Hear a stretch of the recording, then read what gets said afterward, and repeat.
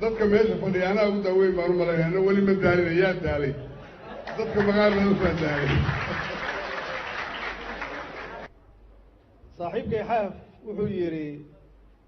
anaa meeshaan ugu weyn anna ma daalin taas runtiis run maaha taas anaa markhaati ka ah inuu daalan yahay wada soconnay iyo baabuur ka degi waayey mudane madaxweyne xildhibaanada wasiirada gudoomiyaha gudoomiye ku-xigeenka aqalka sare gudoomiyaha baarlamaanka galmudug saraakiisha asxaabta odayaasha saxaafadda ba'da saxaafadda fanaaniinta qiimaha leh oo aada iyo aada loo maaweyniyeen haddaan nahay reer Cadaado soo dhaweynaynaa haddaan nahay reer Cadaado noo soo dhawaada waa joognaa waana imaanaynaa waana joogi doonaa halkaan dhowr jeeran ku xafladaynay caawa nooguma horreyso wax cusub intii ay ku cusub tahay oo horaan meesha ugu xafladayn jirnay haddana waa sii xafladayn doonaa insha allahu tacaalaa waqti fiican ayaan heli doonaa waa iskaa saqdhexa aroortiina waa la kallahayaa aada iyo aad baan maaragtay idiin soo dhaweynayaa arrintu ma fududa galmudug madaxweynihii maantay wuxuu soo maray jidkii dheeraa oo raaxada badnaa oo ilaa gaalka ayaa 4 saac soo soconay berritana 3 saac uu dhuusanaagu sii socon doonaa insha allah cawdaagu saada buu sii socon doonaa 3 saac oo kale madaxweyne umar horta nala arka waxaan ku noolahay iyo sidaa ku noolahay aad baan ugu faraxsanahay inuu nagala qayb galo arko dhibtaan ku noolahay iyo sida aan ku noolahay aada iyo aad baan ugu faraxsanahay ilaahay waxaan ka rajaynayaa inuu halkaa ka fikrad qaato dadka iyo dalka halka joogana oo hadda wixii ka dambeeya sidii hore si ka maaragtay firfircoon uu noola shaqayn doono dekadii waxbuu nagala qaban doonaa jidadka waa nala dhisayaa waxaan rajaynaynaa waxqabad aada iyo aada u fara badan baan madaxweynaha ka rajaynaynaa madaxweyne reer galmudug waa kuu fadhiyaan caawa Cadaado oo hooyadii galmuduga ayaan joognaa oo runtii ammaan fara badan mudan yani 2 sano iyo barkaas aan nabad iyo maaragtay nolol fiican ku joognay ilaa haddeerna sidii maaragtay ugu shidan aan u jeedno madaxweyne waa kugu soo dhaweynaynaa loo soo dhawow nala dardaaran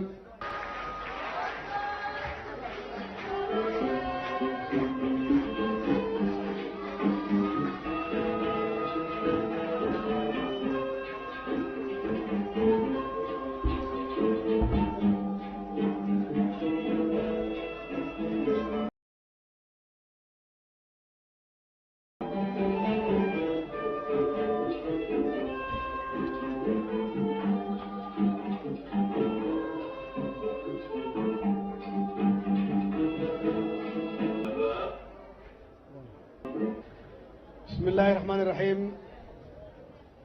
waxaan halkan ka salaamayaa madaxweynaha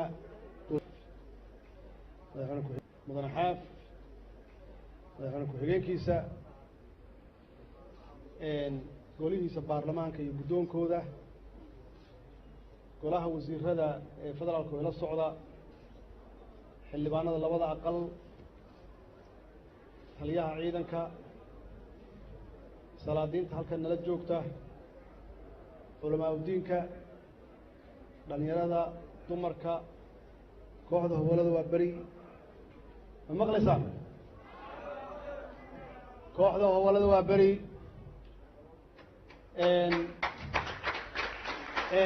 galmudug kulligiin waxaan idinku salaamay assalaamu calaykum waraxmat ullaahi wabarakaatu bacda saxaafadda inaan ka taga ma rabo saaxiibkay xaaf wuxuu yidhi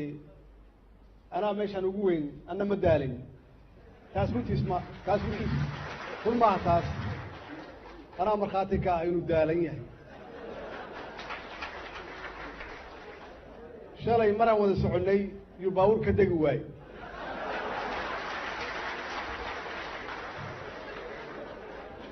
abshir bukhaari oo la kaftamaya wuxuu yidhi madaxweyne madaalan tahay wuxuu yidhi tan daal waa dhaaftay waa loo baahan yahay inaan xoogaa dee aan qosolno oo seriaska xoogaa ka baxno marka xaaf iyo aniga waa daalanahay labadana waa daalanahay laakiin wuxuu rabay dadki inuu hurdada ka kiciyo waxaan rabaa halkan inaan uga mahad celiyo maamulka galmudug iyo shacabka iyo dadweynaha reer galmudug sida wanaagsan oo diiran oo waaltinimada leh nagu soo dhoweeyey sida wanaagsan oo qurxoon oo dal jeceelka ah dowlad jeceelka ah iyo madax jeceelka ay nagu soo dhoweeyeen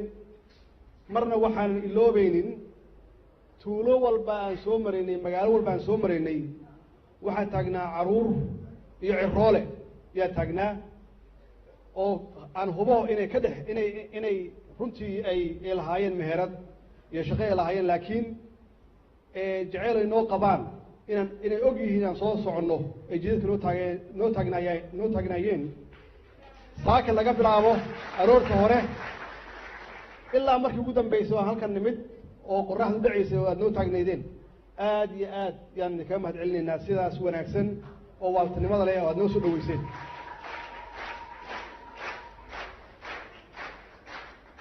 jidka mar labaad mudane xaaf wuxuu yidhi jidka waa raaxo badnaa wax raaxa ma arkin aniga weliba raaxo ma ahay keliyaha bay xanuunayaba jidkaasi wuxuuna siinayaa 2 cashar 2 deris uuna siinayaa mid wuxuuna siinayaa wixii aan ka dhaxalnay dawlad la-aan iyo burbur iyo qabiil waxaan ka dhaxalnay oo ay tahay indhaha inaan u furno inaan ka gudubno waxyaabihii burburka noo keenay oo ilaa hadda aan la dhisan la'nahay jidadkii oo meeshii loogu talagalay nus saac ama 1 saac aan u soo soconno 4 saac iyo kaliya xanuun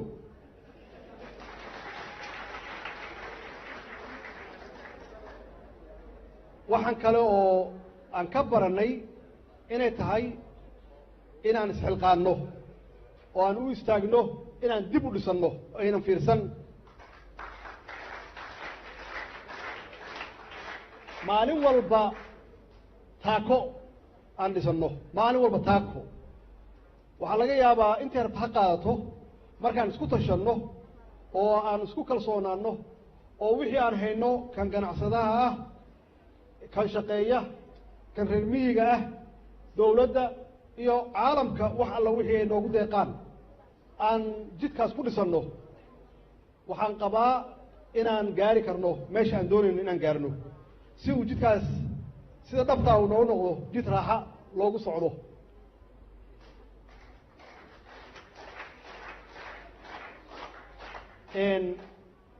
runtii waxaan kaloo rabaa inaan hoosta ka xariiqo dadkaasna soo dhaweeyey oo wanaagsanaa inay ka muuqatay ma maqlaysaan inay ka muuqatay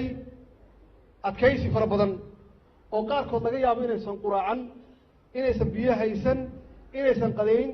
laakiin inayna arkaan oo na salaamaan keliya oo weliba qaarkood na dhunkanaya sida ay u jecel yihiin madaxdooda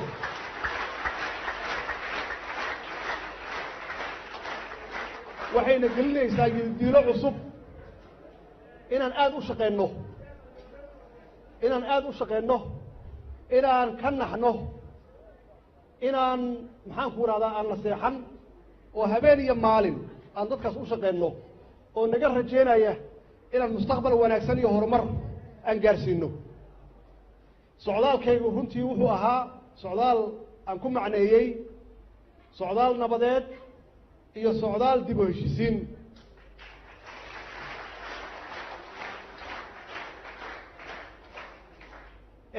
mudane xaaf qayb yuu ka ahaa runtiina waa ognahay oo 2 marxaladood yaan rabaa inaan wax ka idhaahdo 2 arrimood aan rabaa inaan wax ka idhaahdo tan gaalkacayo wax weyn ayuu ka geystay isaga iyo taliyaha ciidanka xoogga dalka Soomaaliyeed oo aan u soo diray in uu muddo fadhiyo uu ka shaqeeyo 2 bilood ka hor in dadka waalaha ah oo kala xirnaa muddo dheer dagaalada iyo colaadda muddo dheer haystay oo weli ay ku dambayso dagaalkii sokeeyay magaaladaas Gaalkacyo in aan ka dhalinno inay noqdaan dad waalaha oo heshiis ah oo magaaladaas ku midooba inay noqdaan runtiina taas waxaan ka gaarnay heshiis laakiin heshiiskaas wuxuu u baahan yahay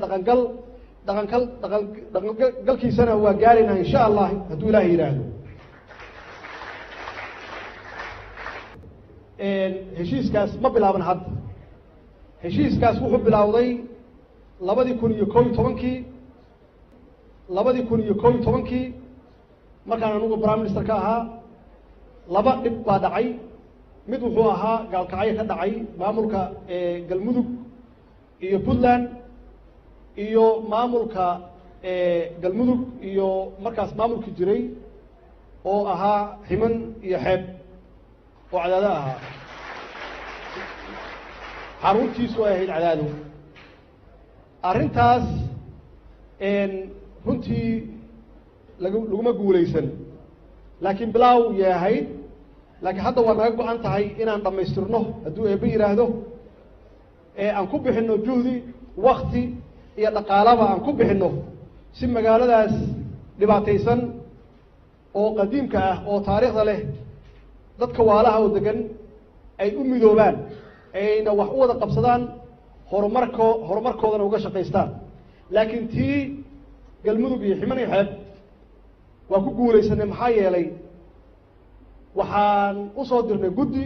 guddigaas oo 3 bilood dhex fadhiyay 2 beelood dhex fadhiyay halkan waxaa nala jooga caalim madaxweynihii hore khayr Allah siiyo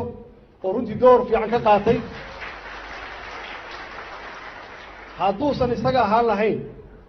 iyo guddigaas ay ahaan lahayn waxaan aamsanahay dhibka hadda laga sheegayo Gaalkacyo mid 10 jibaar ay u dhici lahaa laakiin hoggaankiisa wanaagsan iyo dadka runtii la shaqeeyay iyo annagoo daba taagneen Ilaahay waa noo guuleeyay 3 bilood yaan dhex fadhinay waxaan ku bixinay dhaqaale badan waxaan ku bixinay waqti badan alxamdulillah dhibkaasna meeshaas ku ekaaday dib damba uma soo noqon taas marka aan wax ka baranno inaan arrintan taagan oo dhammaan la inaan waqti siino dadka hadda ku jira oo salaadiinta iyo culimadana aan gacan ku siino iyo madaxda hadda ka shaqeynaysa meeshuu ka bilowday waan naqaanaa inaan dhammaystirno insha Allah ilaahayna uu gacan nagu siiyo arrinta labaad oo mudan xaaf uu ka shaqeeyay waxa weeye arrinta ahlu sunna oo jamiica oo aan biri u soconno magaalada Dhuusamareeb aan u soconno arrintaas wuxuu ka muujiyay runtii xilkasnimo iyo odaytinimo hoggaameed uu ka muujiyay weliba taas kaliya ma ahee shaqadiisii nus yu bixiyay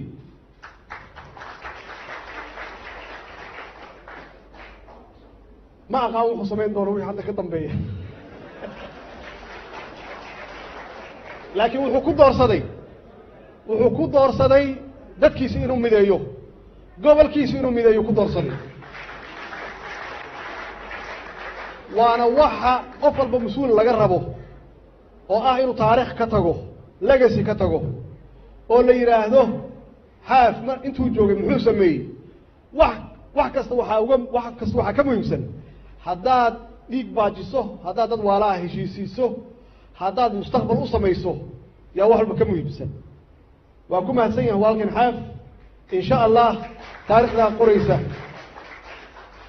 cadaado maxay ka geysatay hawshaas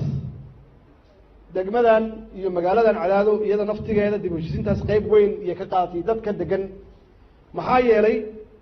markii hawshaani dhinac u bixi weyday iyadaa tiri annagaa martigelinayna dowladdii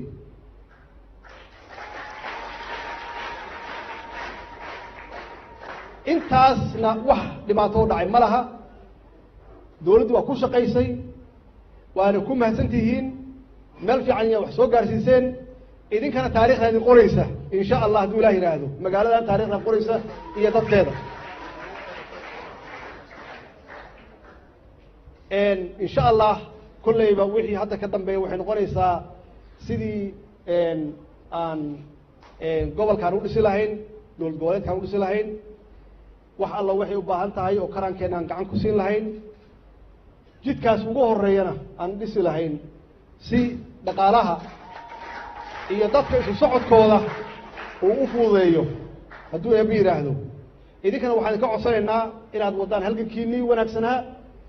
martigelintiinnii sharaf ka badnayd dulqaadkiinnii soomaalinimadiinnii dowlad jeceelkiinnii inaad meeshiina ka waddaan oo aad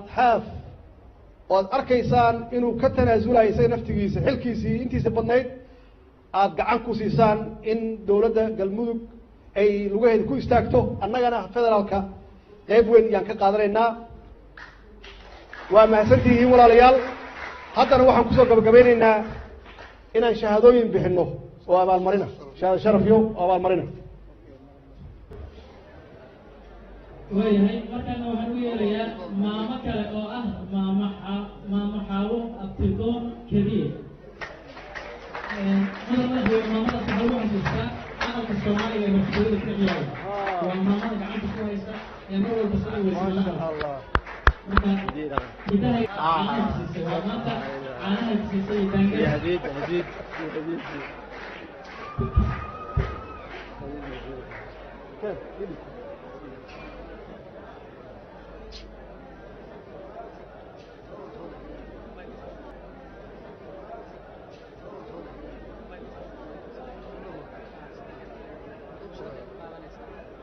ما شاء الله ماما